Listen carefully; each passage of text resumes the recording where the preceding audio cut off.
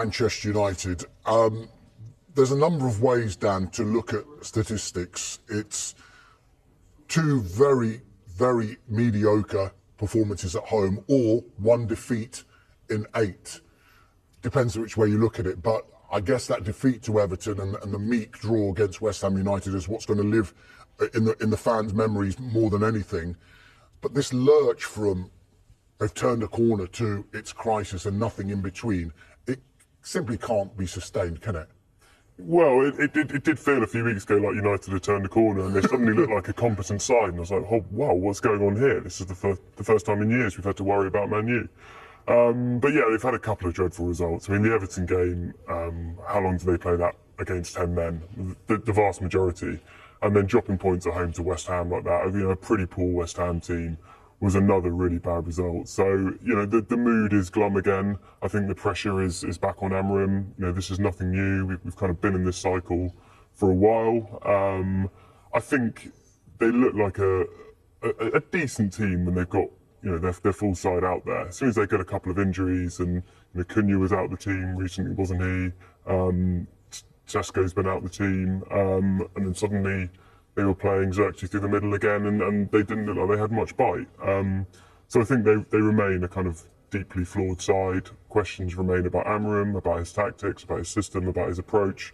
And I can't really see much more than them sort of pushing toward the bottom end of the European places, to be honest, as it stands. And they need to be fine with that, by the way. I think the fact that the expectations at United are so low, I think weirdly it helps them. You see how compressed the middle of the table is. A couple of wins, suddenly you're challenging for top 5 or 6. And I think for United at this point in time, they have to be okay with a draw against West Ham. They have to be kind of okay with an inconsistency, because that is currently what their level is at. I think the problem is, for so many years, that they've had this, I think, exalted level of expectation that was beyond anything they were producing on the pitch. Like what you said about this can't be sustained, can it? And, in the words of the great Mick McCarthy, it can. But they have bought 3 £65 million or €65 million forwards, and they've had a manager there for over a year now. So you would expect a degree of improvement and consistency. I suppose they've had that, but yeah, and top 6, top 7 probably is a level of improvement. Certainly if you match that with a cup run. They were so poor last season, and we all, like, none of us were in any illusions at the surgery that was required. James, Dan mentioned it there. Questions about his formation, question about his tactics, question about his results, but also questions about his use and maybe non-use of Kobbie Mainoo. Now, in his news conference on Friday, did we see the strain starting to show? Because he was biting back at journalists who were asking him about Kobbie Mainoo. Andy Dunn's actually written his column in the Sunday Mirror, especially about his non-selection of the England international. He says, manager watches player in training, manager doesn't think player is good enough to start for the first team, manager puts him on the bench, end of story. Now, it would be quite straightforward if the team that the manager does select was pulling up trees on a regular basis. Instead, Manchester United are simply nondescript at the moment.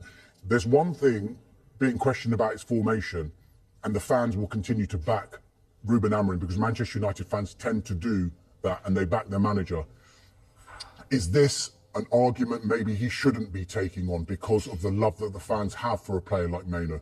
Well, yes, in the sense that he's also framed it as, in that press conference, he was sort of suggesting that journalists are calling for Kobbie Mainoo to play because he played well for England last summer and 2 + 2 = 4.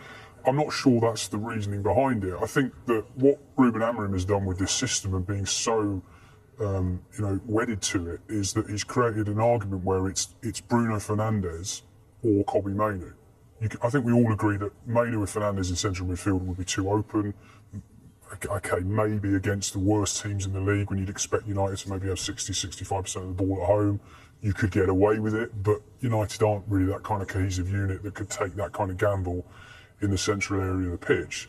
So because Amorim has set up his team in this way, and they bought these 3 forwards, and he doesn't seem to think Fernandes can play there. He wants Fernandes to play deeper in central midfield. It's become a straight choice between the captain, the best player of the last few years, the one guy that United look to for a bit of creativity, versus Kobbie Mainoo.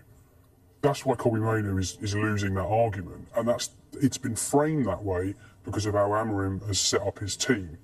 And the longer that his team is bereft of any consistency and creativity and that bit of spark that Kobbie Mainoo can give you, the more it starts to reflect really badly on Ruben Amorim.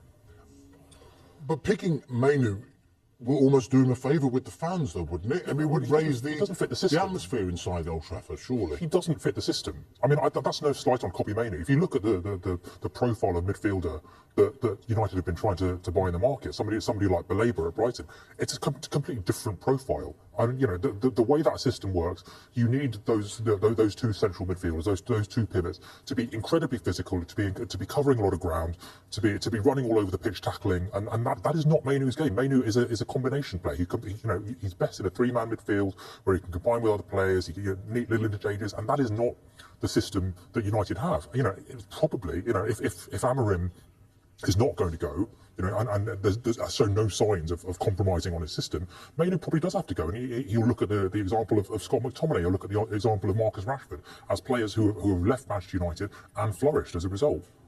Okay, Wolves against Manchester United, remember, is the Monday night football. Get the impression it's one Manchester United and Amorim dare not lose.